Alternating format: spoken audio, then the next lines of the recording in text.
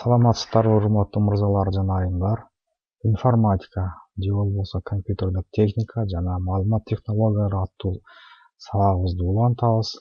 Бүгүнкү өтө турган темабыз бул программаларды деинсталляциялоо же алып салуу жана программаларды коюу деген сабак болот. Программалардын тизмектери, кандай программалар орношконун карап көрүү үчүн биз жана ошондой эле баштоо баскычын басып туруп башкаруу панелин чыкылдатсак, анда компьютердин параметрин орнотуу деген меню чыгат. Бул менин ичинде программалар деген группа бар. Ошол группанын ичинде программаларды деинсталляциялоо деген пунктты чыкылдатсак, анда бизде азыр иштеп жаткан программалардын тизмеги чыгат. Кандай программа, качан орнотулган, канча оперативдик эс тутумду ээлейт жана анын программанын нускалары.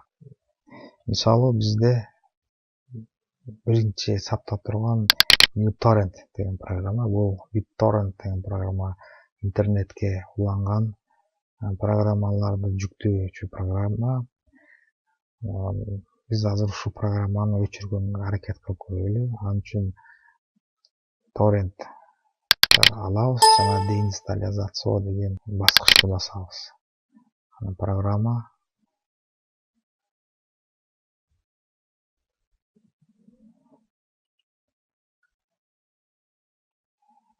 сурап атат. Өзүнүн настройканы алып салайынбы деген мааниде биз ооба деп жооп беребиз жана алып салды деген бастык. Мына программа уже тизмеде жоголду. Так. Программа өчүктүр, бирок программа файлдардан карап көрсөк, BitTorrent жана BitTorrent KZ деген турат. Жана буну өчүрүш үчүн программа файлдар BitTorrent деген папканы өчүрсөк,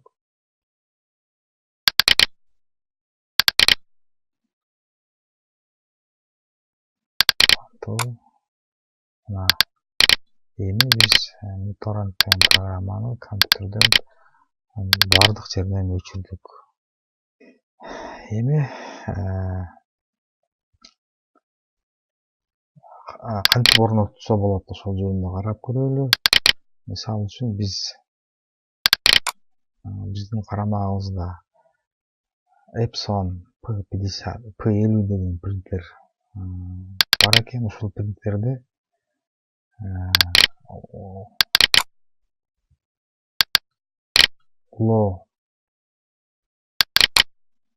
улап көрсөк, же болбосо компьютерди улап, анын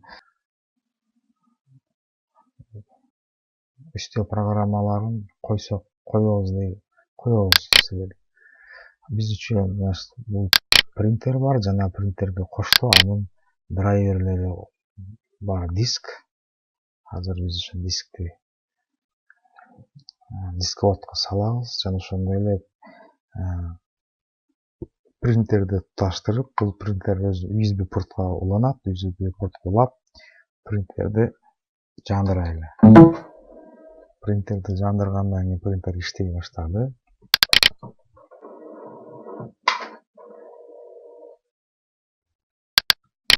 Эми принтерди биз баштоо кнопкасын басып, ушул жерде түзмөктөр жана принтерлер деген команданы алсак, бул жерде команда чыкты, бирок бул жерде биз орноштуруп чыгарган принтердин өзү чыккан жок. Просто USB 2 принтер уланды деген гана информация чыкты. Кайсы принтер уланды? Бул жерде маалымат жок. Ошон үчүн биз дисководун ачып туруп, орноштуруу дискин салайлы. Бул жерде качан гана биздин принтердин аты чыкмай сайын принтерди колдонууга болбойт. Эмне үчүн дегенде драйверлери, принтерлер туура эмес жайгашкан, ошол үчүн принтер иштебейт. Дисктти салганда дисктен авто ойнотуучу чыкты. Бул жерден эки меню берип атат: папканы ачуу же болбосо Epson Setup'ты иштетүү деген. Биз азырынча папканы ачып турайлы. Папканы ачсак, мына Epson Setup деген программасы турат, шуну иштетиш керек. Бирок программаны кула берүүнүн алдында биз бир сыра диспетчер, түзүмдөрдүн диспетчерин карап көрөлүчү. Кандай өзгөрүүлөр болду? Компьютер кассеттери, түзүмдөр диспетчери. Түзүмдөр диспетчери алсак, биз USB порт улагандыктан, мына USB портто жаңы SAP пайда болду. USB портту колдоо деген. USB принтер колдоо деген. Демек, компьютер USB портко принтер уланды, бирок кайсыл принтер экенин билбейт. Ошон үчүн драйверлерди улоо керек. Биз ал үчүн ачылган DVD дисктен Epson Setup программасын иштетели. Программа CD дисктен керектүү драйверлерди жүктөй баштады.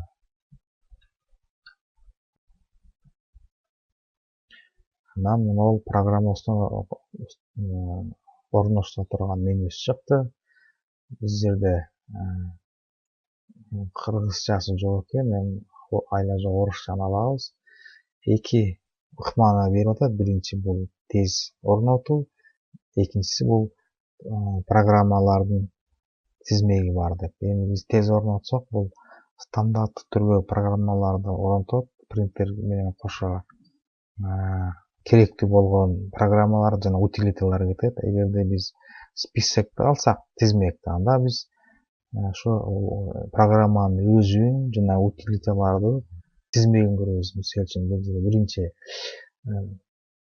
принтердин драйвери, көргөзмө жана ошондой эле модулдары: ASUS Print модул, Epson Print CD модул, же болбосо бул CD дисктерди печать кыла турган модул жана Epson керектүү программалардын тизмеги чыгып атат. Бул жерден биз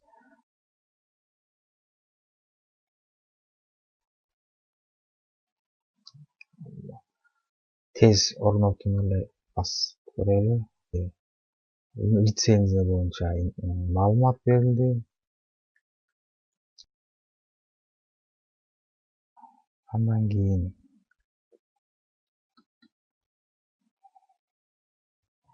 бул жерде чыкты. Дагы маалымат берип атат. Драйвер принтердин драйвери болот. Колдонуучунун маалыматы, принтердин модулу, ошондой эле кошумча программалар. Бул жерден биз алып салсак, бизге кереги жок. Print CD бул керек программа, жана ASUS Photo Print деген да программа бар. Бул да керектүү программа. Коюп кое берели. Орнотуу.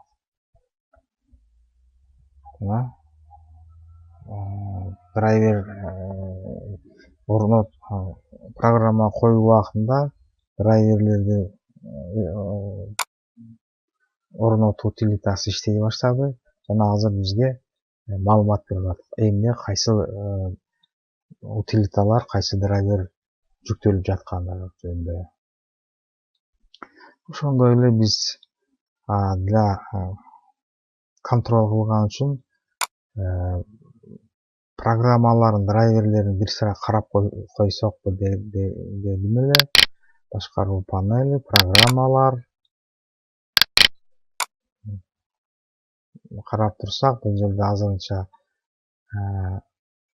принтер жөнүндө башкы установкасы жүрүп атат деген информация кетип атат. Так,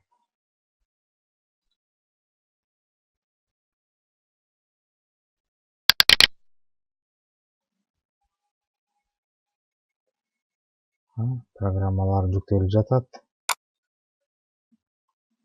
Программалар жүктөгөндө аларды коштоочу рекламалык информация, маалымат жүрүп атат.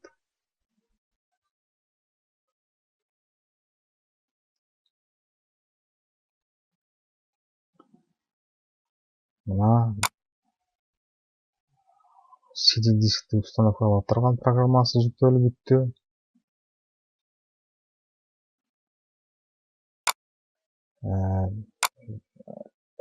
Epson Asia Photo Print деген программа жүктөлүп жатат азыр.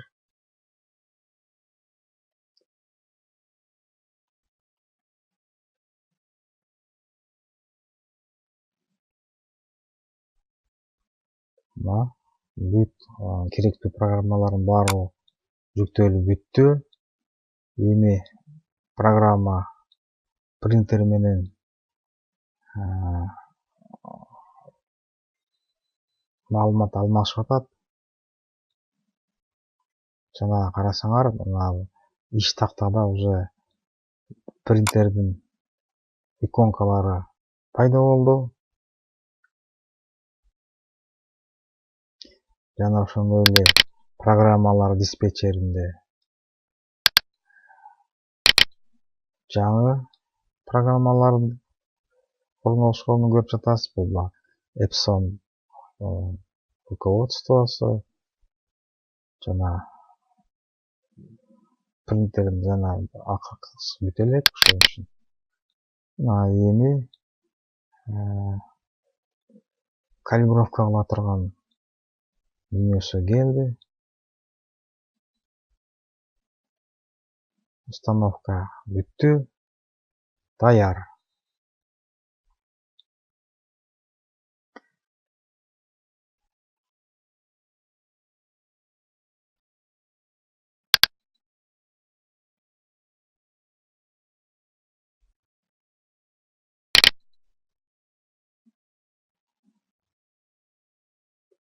Регистрация кылбай эле коелу азырынча.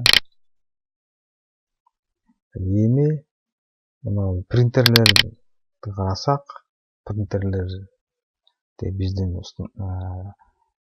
орноштурган принтерибиз пайда болду жана ал өзүнүн ордун ээлеп калды. Эсиңерге салсак, буга чейин бул жерде 100 принтерлер чыккан эле, бирок анын кандай принтер экени жөнүндө маалымат жок болчу.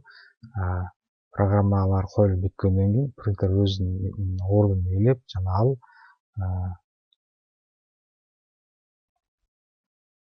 шарттуу белгиси менен берди.